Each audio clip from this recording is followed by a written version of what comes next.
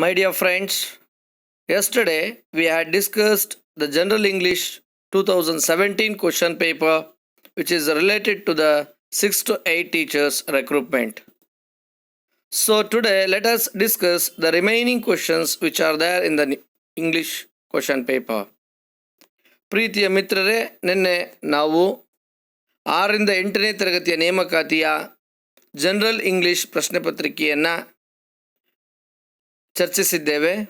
ಉಳಿದ ಪ್ರಶ್ನೆಗಳನ್ನು ಇವತ್ತು ಚರ್ಚಿಸೋಣ. ಮೊದಲನೆಯ ಪ್ರಶ್ನೆ, Bengaluru is A silicon city. Choose the correct punctuation mark the above sentence. ಹಾಗಾದರೆ ಕೊಟ್ಟಿರ್ತಕ್ಕಂಥ ಪ್ರಶ್ನೆಯಲ್ಲಿ ನಾವು ಸರಿಯಾದ ಪಂಕ್ಚುಯೇಷನನ್ನು ನೋಡಬೇಕಾಗತ್ತೆ. ಇಲ್ಲಿ ಬೆಂಗಳೂರು ಅಂತಕ್ಕಂಥದ್ದು ನೌನ್, ಹಾಗಾಗಿ ಅಲ್ಲಿ ಕ್ಯಾಪಿಟಲ್ ಲೆಟರ್ ಇದೆ, ಹಾಗಾಗಿ ಯಾವುದೇ ರೀತಿ ಬದಲಾವಣೆ ಬೇಕಿಲ್ಲ. ಇದು ಅಸರ್ಟಿವ್ ಸೆಂಟೆನ್ಸ್, ಹಾಗಾಗಿ ಅಲ್ಲಿ ಫುಲ್ ಸ್ಟಾಪಲ್ಲಿ ಎಂಡ್ ಆಗಿದೆ, ಹಾಗಾಗಿ ಅದು ಕೂಡ ಏನು ಬದಲಾವಣೆ ಬೇಕಿಲ್ಲ. ನಮಗೆ ಬೇಕಾಗಿರ್ತಕ್ಕಂಥ ಬದಲಾವಣೆಯನ್ನು ನಾವು ನೋಡ್ಬೋದು. ಈಗ ಇಲ್ಲಿ ಸಿಲಿಕಾನ್ ಅಂತಕ್ಕಂತಹ ಒಂದು ವರ್ಡನ್ನು ಯೂಸ್ ಮಾಡಿದ್ದಾರೆ. It is stands as a known as well as an adjective. ಹಾಗಾಗಿ ಇಲ್ಲಿ ನಾವು ನೌನ್ ಅಂತಲೇ ಕನ್ಸಿಡರ್ ಮಾಡಬೇಕು. ಯಾಕಪ್ಪ ಅಂದರೆ ಬೆಂಗಳೂರಿಗಿರ್ತಕ್ಕಂಥ ಇನ್ನೊಂದು ಹೆಸರು ಸಿಲಿಕಾನ್ ಸಿಟಿ. ಹಾಗಾಗಿ ಎಸ್ ಅನ್ನು ಕ್ಯಾಪಿಟಲ್ ಲೆಟರಲ್ಲಿ ಅವರು ಕೊಡಬೇಕಾಗಿತ್ತು, ಕೊಟ್ಟಿಲ್ಲ. ಹಾಗಾದರೆ the option is C, capital letter is the right answer. So 42ನೇ ಪ್ರಶ್ನೆಗೆ ಹೋಗೋಣ. ಅದು is playing football. The passive voice of the above sentence is.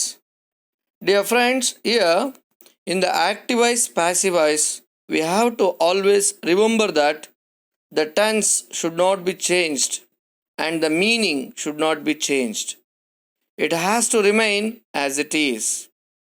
So now we shall see here the given sentence, it is in present continuous. Similarly, the passive voice form also should be in present continuous. So now just we can think of it removing the options. Here the option D they have given in the past tense, so it has to be removed. And we have another two options, three options are there. That is option A, B, C. In the C you could remember that they have given it is in present perfect. Again it is wrong. Then we can have options between, we have to choose the option between A and B. That is, football is being played by him, football is played by him. So here the meaning should not be changed, since we have to choose the option A, football is being played by him. So the right answer is option A. Next question, that is a 43rd question. Choose the right dictionary order of the given words. ಹಾಗಾದರೆ ಇಲ್ಲಿ ಕೊಟ್ಟಿರ್ತಕ್ಕಂತಹ ಪದಗಳನ್ನು ನಾವು dictionary ಫಾರ್ಮೆಟಲ್ಲಿ ಅದನ್ನು ಜೋಡಿಸ್ಬೇಕು ಅಂತ. So ಇಲ್ಲಿ ಇವರು ಯಾವಾಗಲೂ ಕೂಡ ಹಿಂಗೆ ಉದ್ದವಾಗಿ ಕೊಟ್ಟಿರ್ತಾರೆ, ಅದನ್ನು ನಾವು ಒಂದ್ರ ಕೆಳಗೆ ಒಂದು ನೀಟಾಗಿ ಬರ್ಕೊಂಡಾಗ ನಮಗೆ ಗೊತ್ತಾಗ್ತದೆ ಡಿಕ್ಷನರಿ ಫಾರ್ಮೆಟಲ್ಲಿ ಯಾವ್ದು ಬರುತ್ತೆ ಅಂತ. ನೋಡಿ, ಸಿ ಎಲ್ಲದರಲ್ಲೂ ಕಾಮನ್ ಆಗಿದೆ. ಸಿ ಆದಮೇಲೆ ನಾವು ಕಾಮನ್ ಆಗಿ ನೋಡಬೇಕಾಗಿರ್ತಕ್ಕಂಥ ಲೆಟರ್ ಎ ಇಂದ ಯಾವ್ದು ಶುರು ಆಗ್ತದೆ ಅಂತ. ಇಲ್ಲಿ ಎ ಇಂದ ಯಾವ ಲೆಟರ್ ಪದ ಶುರುವಾಗಿದೆ ಅಂತಂದರೆ ಕ್ಯಾಮಲ್. ಹಾಗಾದರೆ ಕ್ಯಾಮಲ್ ಫಸ್ಟ್ ಬರಬೇಕು. ಎರಡನೇದ್ರಲ್ಲಿ ನೋಡಿ ಓ ಕಾಮನ್ ಆಗಿದೆ, ಬಟ್ ಅದನ್ನು ಬಿಟ್ಟು ನೆಕ್ಸ್ಟ್ ಬರಬೇಕು ಯಾವುದು, ಎಮ್ ಎನ್. ಹಾಗಾದರೆ ಎಮ್ ಫಸ್ಟ್ ಬರುತ್ತೆ, ಹಾಗಾಗಿ come second, concern third, R ಅಂತಕ್ಕಂಥದ್ದು ನೆಕ್ಸ್ಟ್ ಬಂದಿರೋದ್ರಿಂದ ಇಲ್ಲಿ ಕ್ರೇನ್ ಲಾಸ್ಟ್ ಆಗುತ್ತೆ. ಹಾಗಾಗಿ ಇದಕ್ಕೆ ಸರಿಯಾದ ಉತ್ತರ option D, camel come concern crane. So ಈಗ ಮತ್ತೊಂದು ಪ್ರಶ್ನೆಯನ್ನು ನಾವು ನೋಡ್ತಾ ಹೋಗೋಣ.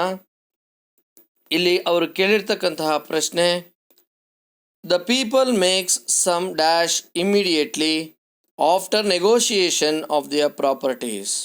ಸೊ ನೆಗೋಷಿಯೇಷನ್ ಅಂತಂದರೆ ವ್ಯಾವಹಾರಿಕವಾಗಿ ಮಾತನಾಡ್ತಕ್ಕಂಥದ್ದನ್ನು, ಚರ್ಚೆ ಮಾಡ್ತಕ್ಕಂಥದ್ದನ್ನು ನಾವು ಇಂಗ್ಲೀಷಲ್ಲಿ ನೆಗೋಷಿಯೇಷನ್ ಅಂತ ಕರಿತೀವಿ. ಸೊ ಇದು ಪ್ರಶ್ನೆಯ ಅರ್ಥ ಇಷ್ಟೇ, ಜನ ಒಂದು ವ್ಯವಹಾರವನ್ನು ಮಾತನಾಡಿದ ತಕ್ಷಣ ಏನು ಮಾಡ್ತಾರೆ. The correct word to be filled in the blank is.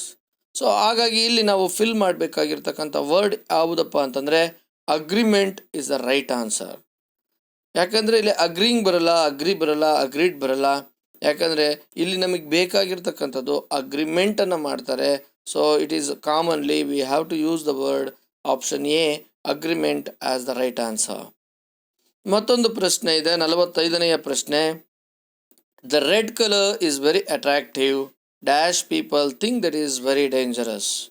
So ಇಲ್ಲಿ ನಾವು ನೋಡ್ತಾ ಇದ್ದೀವಿ, the red colour is very attractive ಅಂದರೆ ಒಂದು ರೆಡ್ ಕಲರ್ ಅಂತಕ್ಕಂಥ ಭಾಳ ಆಕರ್ಷಣೀಯವಾಗಿರುತ್ತೆ, ಆದರೆ ಜನ ಅದನ್ನು ಭಾಳ ಆಘಾತಕಾರಿ ಅಂತೇಳಿ ಥಿಂಕ್ ಮಾಡ್ತಾರೆ ಅಂತ. ಸೊ ಹಾಗಾದಾಗ ನಾವಿಲ್ಲಿ ಯೂಸ್ ಮಾಡಬೇಕಾಗಿರೋದು ನೋಡಿ, the red colour is very attractive but people think that is very dangerous. But ಅಂದರೆ ಆದರೆ ಅಂತ ಅರ್ಥ. ಸೊ ಇಲ್ಲಿ ಆದರೆ ಅಂತಕ್ಕಂಥ ಅರ್ಥವನ್ನು ಕೊಡ್ತಕ್ಕಂಥ ಕಂಜಕ್ಷನ್ ಯಾವುದಪ್ಪ ಅಂತಂದರೆ ಬಟ್. ಲಿಂಕಿಂಗ್ ವರ್ಡ್ ಅಂತಂದ್ರೂ ಕೂಡ it is nothing but conjunction.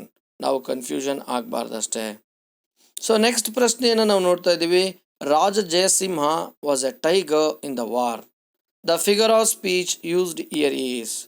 ಇಂಗ್ಲೀಷಲ್ಲಿ ಫಿಗರ್ ಆಫ್ ಸ್ಪೀಚ್ ಅಂತಂದರೆ ಕನ್ನಡದಲ್ಲಿ ಅದನ್ನು ಅಲಂಕಾರಗಳು ಅಂತ ಹೇಳಿ ಕರಿತೀವಿ. ಸೊ ನೀವು ನೋಡ್ಬೋದು, ಪ್ರಭುವಿನ ಮುಖ ಚಂದ್ರನಂತೆ ಅರಳಿದೆ, ಇಲ್ಲ ಶೈನ್ ಆಗ್ತಾ ಇದೆ ಅಂತೆ ಅಂತಂದರೆ ಮೀನ್ಸ್ ಸಿಮಿಲಿ ಆಗುತ್ತೆ. ಅದನ್ನು ಕನ್ನಡದಲ್ಲಿ ಉಪಮ ಅಲಂಕಾರ ಅಂತ ಕೂಡ ಕರಿತೀವಿ. ಆದರೆ ಆ ಪ್ರಭುವಿನ ಮುಖ ಚಂದ್ರ ನೋಡಿ, ಇಲ್ಲಿ ಎರಡು ಹೋಲಿಕೆಗಳನ್ನು ಒಂದನ್ನೇ ಮಾಡ್ತಾ ಇದ್ದೀವಿ. ಹಾಗಾಗಿ ಇಲ್ಲಿ ನಮಗೆ ಜಯಸಿಂಹ ವಾಸ್ ಎ ಟೈಗರ್, ಅಲ್ಲಿ Raja Jayasimha was like a tiger ಅಂತ ಯೂಸ್ ಮಾಡಿಲ್ಲ, was a tiger in the war ಅಂತ ಯೂಸ್ ಮಾಡಿರೋದ್ರಿಂದ ಎರಡೂ ಅಲ್ಲಿ ಜಯಸಿಂಹ ಬೇರೆ ಅಲ್ಲ, ಹುಲಿ ಬೇರೆ ಅಲ್ಲ. ಸೊ ಇಬ್ಬರೂ ಕೂಡ ಸರಿ ಸಮಾನರು. ಹಾಗಾಗಿ ಇಲ್ಲಿ ನಾವು ಯೂಸ್ ಮಾಡಿರ್ತಕ್ಕಂತಹ ಅಲಂಕಾರ ಯಾವುದಪ್ಪ ಅಂದರೆ metaphor. So the right answer is B, metaphor. So ನಾವು ನೆಕ್ಸ್ಟ್ ಪ್ರಶ್ನೆಗೆ ಮೂವ್ ಆಗ್ತಾ ಹೋಗೋಣ. So every student should wake up dash 5 o'clock dash the morning. ಇಲ್ಲಿ ಸರಿಯಾದ ಪ್ರಿಪೋಸಿಷನ್ಸ್ಗಳನ್ನು ನಾವು ಫಿಲ್ ಮಾಡಬೇಕು. What is preposition? Preposition is a relating word. So ಇಲ್ಲಿ ಸರಿಯಾದ where there is an exact time.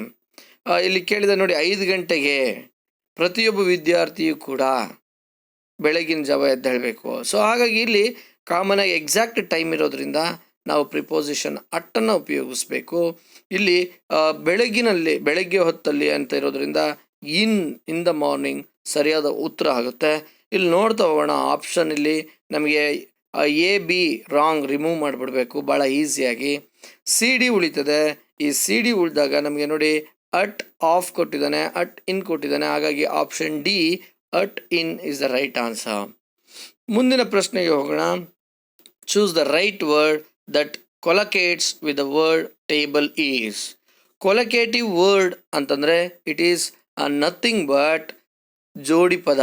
ಕನ್ನಡದಲ್ಲಿ ಅದನ್ನು ಜೋಡಿ ಪದ ಅಂತ ಕರಿತೀವಿ. ಫಾರ್ ಎಕ್ಸಾಂಪಲ್ ನಿಮ್ಗೆ ಹೇಳೋದಾದರೆ ಆ ಪದಗಳ ಮುಂದೆ ಪರ್ಟಿಕ್ಯುಲರ್ ಪದಗಳೇ ಬರಬೇಕು. ಹೇಗೆ? Brisk walk, bread and butter, cats and dogs. ಈ ರೀತಿ ಕೆಲವು ಜೋಡಿ ಪದಗಳು ಇಂಗ್ಲೀಷಲ್ಲಿ ಬಹಳಷ್ಟು ಇದ್ದಾವೆ. ಸೊ ಮೌತ್ ಪೀಸ್, ಈ ಥರ ಸುಮಾರು ಸಾವಿರಾರು ಪದಗಳನ್ನು ನಾವು ಇಂಗ್ಲೀಷಲ್ಲಿ ನೋಡ್ತೀವಿ. ಹಾಗಾದರೆ ಇಲ್ಲಿ ಟೇಬಲ್ ಅಂತಕ್ಕಂಥ ಪದಕ್ಕೆ ಯಾವ ಅರ್ಥ ಬರ್ತದೆ ಅಂತ ಕೇಳಿದ್ದಾರೆ. ಸೊ ಇಲ್ಲಿ ಕಾಮನ್ ಆಗಿ ನಾವು ಟೇಬಲಲ್ಲಿ ರೈಟ್ ಏನನ್ನು ಇಡ್ತೀವಿ? So table box, table book, table salt, table sugar. ನೋಡಿ, ಯಾವುದೇ ಟೇಬಲಲ್ಲಿ ನಾವು ನೋಡಿದಾಗ ನಮಗೆ ಸಿಗ್ತಕ್ಕಂಥದ್ದು ಯಾವುದಪ್ಪ ಅಂತಂದರೆ ಟೇಬಲ್ ಸಾಲ್ಟ್. ಟೇಬಲ್ ಮೇಲೆ ಸಾಲ್ಟ್ ಇದ್ದೇ ಇರ್ತದೆ, ಸ್ಪೆಷಲಿ ಡೈನಿಂಗ್ ಟೇಬಲ್ ಮೇಲೆ. ಸೊ ಡೈನಿಂಗ್ ಟೇಬಲ್ ಅಂತಕ್ಕಂಥದ್ದು ಒಂದು ಜೋಡು ನುಡಿ, ಟೇಬಲ್ ಸಾಲ್ಟ್ ಅಂತಕ್ಕಂಥದ್ದು ಕೂಡ ಒಂದು ಜೋಡು ನುಡಿ. ಇಲ್ಲಿ ಕೆಲವರು ಕೇಳಿದ್ರು ಟೇಬಲ್ ಸ್ಪೂನ್ ಬರುತ್ತಾ? ನಮಗೆ ಇಲ್ಲಿ ಆಪ್ಷನ್ನೇ ಇಲ್ಲ, ಹಾಗಾದರೆ ನಾವು ಅದನ್ನು ಯೂಸ್ ಮಾಡೋ ಹಾಗೆ ಇಲ್ಲ. ನಮಗೆ ಕೊಟ್ಟಿರ್ತಕ್ಕಂಥ ಆಪ್ಷನಲ್ಲೇ ನಾವು ಆನ್ಸರನ್ನು ಚೂಸ್ ಮಾಡಬೇಕಾಗತ್ತೆ. ಸೊ ನಮಗೆ ಮತ್ತೊಂದು ಪ್ರಶ್ನೆ. Sheela goes to shop to buy groceries. ಇಲ್ಲಿ ಬೈ ಅಂತಕ್ಕಂಥದ್ದನ್ನು ಅಂಡರ್ಲೈನ್ ಮಾಡಿದ್ದೀವಿ. ಸೊ ಟು ಬೈ ಇದರಲ್ಲಿ ಅಂಡರ್ಲೈನ್ಡ್ ವರ್ಡ್ ಈಸ್ ಅಂತ ಕೇಳಿದ್ದಾನೆ. ಇದು ಬೈ ಅಂತಕ್ಕಂಥದ್ದು ಒಂದು ಕ್ರಿಯಾಪದ, ಆದರೆ ಇದು ವರ್ಬ್ನ 5ನೇ ಫಾರ್ಮಲ್ಲಿದೆ. ಪ್ರತಿಯೊಂದು ವರ್ಬ್ಗೂ ಕೂಡ 5 ಫಾರ್ಮ್ ಇದೆ. ಹೇಗೆ? For example go, went, gone, going, to go. Similarly buy, bought, buying, to buy. ಹಾಗಾದರೆ ಇಲ್ಲಿ ಟು ಬೈ ಅಂತಕ್ಕಂಥದ್ದು 5ನೇ ಫಾರ್ಮನ್ನು ಇಂಗ್ಲೀಷಲ್ಲಿ ಇನ್ಫಿನಿಟಿವ್ಸ್ ಅಂತ ಕರಿತೀವಿ. ಇದು ಭಾಳ ಸರಳವಾಗಿ ತಿಳ್ಕೊಬೇಕಾದ್ರೆ ಯಾವಾಗಲೂ ಅಷ್ಟೇ there will be 2 form behind the verb and the verb will be in the present, simple present form. So here we could easily find out that the given question that to identify the verb form. So it is easily we can identify the option D, infinitive. It is going to be the right answer. So then we can come across the last question which we are going to discuss today, that is breeze. The meaning. Meaning means it is nothing but synonyms. Synonyms means we are going to find out the same meaning which we have to find out in the options they have given here. So breeze means in Kannada ತಂಗಾಳಿ. ತಂಗಾಳಿ ಅಂತಂದ್ರೆ ಇಲ್ಲಿ ನಾವು ನೋಡ್ತಾ ಹೋಗ್ಬೋದು, storm ಅಂದ್ರೆ ಬಿರುಗಾಳಿ, strong wind ಅಂದ್ರೂ ಬಿರುಗಾಳಿ ಆಗುತ್ತೆ. ಬೈಟಿಂಗ್ ವಿಂಡ್ ಅಂತಂದ್ರೆ ಅದರ ಅರ್ಥನೂ ಕೂಡ ಬೇರೆ. ಹಾಗಾಗಿ option C is the right answer, that is a gentle wind. So my dear friends, I think you have watched my video and I hope I could satisfy. I have tried my level best to give you certain examples and to make you understand this grammar. Dear friends, if at all if you have any suggestions and comments, please drop it to my comment box. And I humbly request you, please do subscribe my channel for the further discussion of English grammar. ಪ್ರೀತಿಯ ಮಿತ್ರರೇ, ನೀವೆಲ್ಲರೂ ಕೂಡ ಇಲ್ಲಿ ತನಕ ನನ್ನ ಈ ವಿಡಿಯೋವನ್ನು ನೋಡಿದ್ದಕ್ಕೆ ನಿಮಗೆ ತುಂಬ ಹೃದಯದ ಧನ್ಯವಾದಗಳನ್ನು ಹೇಳ್ತಾ ಇದ್ದೀನಿ. ಅದೇ ರೀತಿ ನಿಮ್ಮ ಕಮೆಂಟ್ಸ್ಗಳು ಸಜೆಷನ್ಸ್ಗಳಿದ್ರೆ ನನ್ನ ಕಮೆಂಟ್ ಬಾಕ್ಸಲ್ಲಿ ಹಾಕಿ ಮತ್ತು ನನ್ನ ಚಾನಲ್ಗೆ ಸಬ್ಸ್ಕ್ರೈಬ್ ಮಾಡಿ ಬೆಲ್ ಬಟನ್ ಒತ್ತೋದನ್ನು ದಯವಿಟ್ಟು ಮರಿಬೇಡಿ. ಇಲ್ಲಿ ತನಕ ಸಮಾಧಾನವಾಗಿ ನನ್ನ ಈ ವಿಡಿಯೋವನ್ನು ನೋಡೋದಕ್ಕೆ ನಿಮಗೆ ತುಂಬ ಹೃದಯದ ಧನ್ಯವಾದಗಳು. Thank you.